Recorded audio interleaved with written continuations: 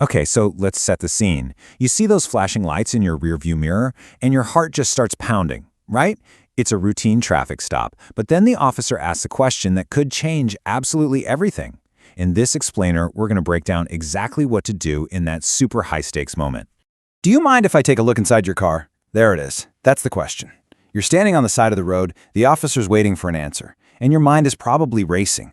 Well, I've got nothing to hide, so why not just say yes and get this over with? But the legal advice from our sources is incredibly direct, and it's probably not what you'd expect.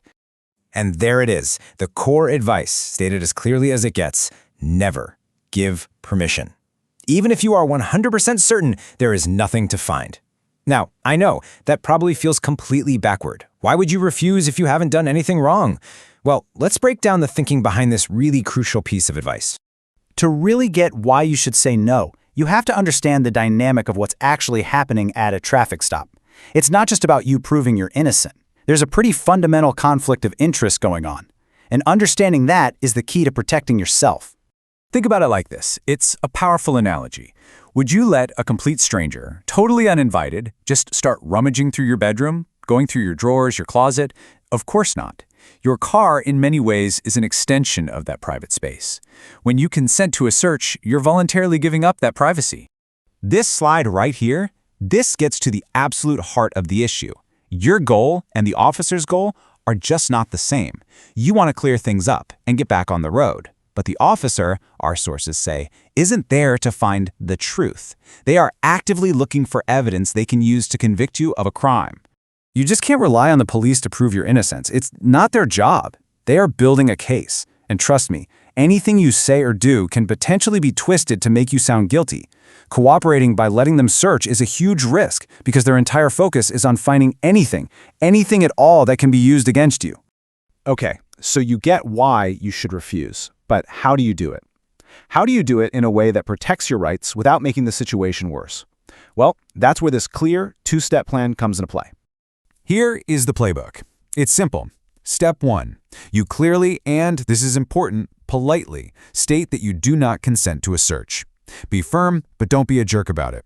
A simple "Officer, I do not consent to any searches" is all you need to say. Then you immediately go to step 2, which is just as crucial. You use your right to remain silent. Now, I can hear you asking, okay, but what if I say no and they just search the car anyway? And yeah, that is a real possibility. An officer might claim they smell marijuana, for example, which in some places could give them probable cause to search your car, whether you consent or not. And this is why step 2 is so incredibly important. If they decide to search anyway, you stop talking. Full stop. You don't argue, you don't try to explain things, and you definitely don't say something in the heat of the moment that you'll regret later. You invoke your constitutional right to remain silent. It is your most powerful tool in this entire situation. The sources we looked at use this phrase, and it really makes the point well. Arguing with an officer on the side of the road is like poking a bear. You're already in a tense, difficult situation, and trying to talk your way out of it or getting emotional is only going to make things worse. Don't poke the bear. Stay quiet. So, the crucial thing to remember is this. Your goal on the roadside isn't to win an argument. It's not to prove your innocence to the officer right then and there. Your goal is to preserve your rights for the real battle, which happens long after those flashing lights are gone. That's exactly right. The side of the road is not a courtroom, and that police officer is not a judge. Every single action you take, from refusing the search to staying silent, it's all about making sure you have the strongest possible case if you end up in front of a real judge. Now, legally speaking, the burden of proof is on the state. They're the ones who have to prove you're guilty. But the practical reality, as our sources point out, is that you and your attorney are going to have to fight tooth and nail to present a strong defense. So don't give the state extra ammunition to use against you by talking. If the worst-case scenario happens and a search leads to an arrest, your playbook is still really simple. First, stop talking. Immediately. Second, don't try to handle it yourself. And third, your very next move should be to contact an experienced criminal defense lawyer who knows how to handle your specific type of case. So to wrap it all up, every decision you make during that traffic stop, from politely saying no to a search to staying completely silent, it's not really about that moment. It's all about protecting your future and giving your legal team the best possible chance to defend you where it really counts, in a court of law. So after all this, we're left with one final thought. You see, it's one thing to know your rights in theory, sitting here listening to this.